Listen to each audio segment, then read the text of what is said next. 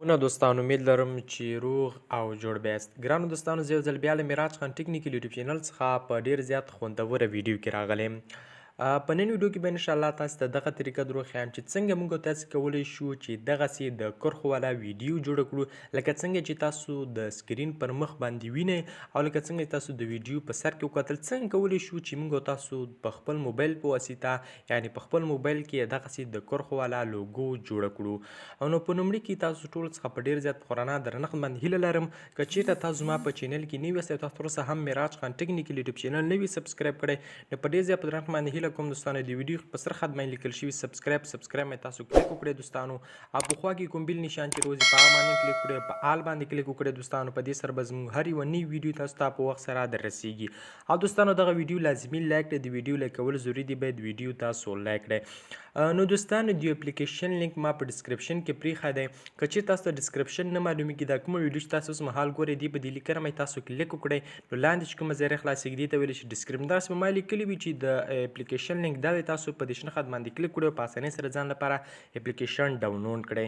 او که چیرته تاسو زموږ دغه ویډیو تاسو په فیسبوک کې ګورئ، نو فیسبوک په لومړي سر کې به ما ورته لیکلي وي چې د اپلیکیشن لینک دا دی، تاسو په اسانۍ سره راځئ او په دې شنه خط باندې به کلیک کوئ او په اسانۍ سره به ځان لپاره اپلیکیشن ډاونلوډ کوئ.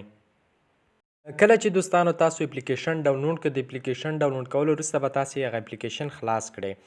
چې کله دوستانو دغه اپلیکیشن تاسې خلاص کړئ، تاسو ته دغسې انټرفیس راوځي.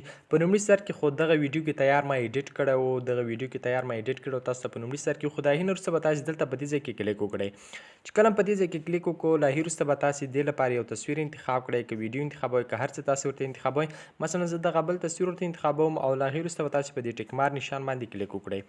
چې کله تاسې یو تصویر یا یو ویډیو هر څه ورته انتخاب کړل، له هغې وروسته به دلته دوستانو تاسو په سکیپ باندې کلیک وکړئ. ګورئ دلته سکیپ لیکل شوی، د سکیپ باندې به تاسو ګورئ دوستانو سکیپ باندې به کلیک وکړئ. زه د ویډیو اواز کم کړم تر څو اواز یې زیات نو ګورئ دوستانو چې کله تاسې د یو تصویر راواخیست، چې هر ډول تصویر ستاسو خوښې تصویر یې هغه هم راواخیست، نو چې کله هم تصویر راواخیست ګورئ دوستانو دلته تاسې میوزیک بیکګراوند هر څه تاسو ورته انتخابولی شئ، او بل تاسو خپل میوزیک هم له دې ځای څخه راخیستی شئ. ګورئ دلته یې لیکلي چې مای میوزیک، له دې څخه تاسو خپل میوزیک هم راخیستلی شئ.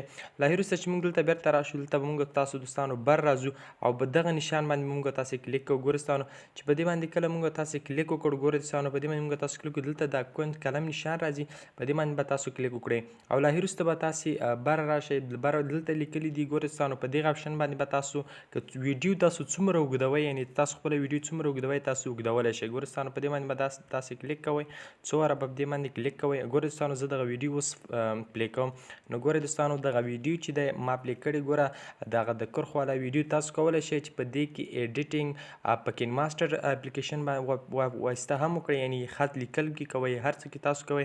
تاسو کولی شئ چې د کین ماسټر په واسطه په دې کې لیکل وکړئ، خو دغسې ګورئ دوستانو تاسو چې څومره غټولی شئ تاسو دا غټولی شئ. ګورئ دوستانو دې ځای بیا تاسو کلیک کوئ، ګوره دلته دا ویډیو څومره چې تاسو لس اته وارې په کلیک وکړئ، دغه ویډیو تاسو سره هماغومره چې دی اوږدږي.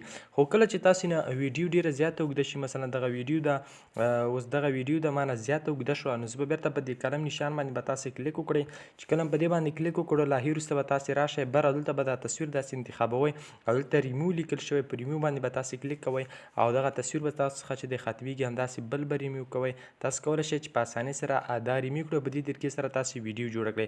چې کله تاسې ویډیو جوړه کړه، د ویډیو انتخاب کړئ، ګورئ دوستانو دلته به دې فایل په وړه نشان باندې تاسې کلیک وکړئ او تاسې سره به دلته سینډ فایل دې باندې به تاسې کلیک وکړئ. چې کله په دې باندې کلیک وکړو، دغه ویډیو به تاسې سره ستاسو ګیلرۍ کې سیو شي، که بیا هر ځای کې تاسو ایډیټ کړئ، په اسانۍ سره تاسو په دې کې ایډیټ کولی شئ.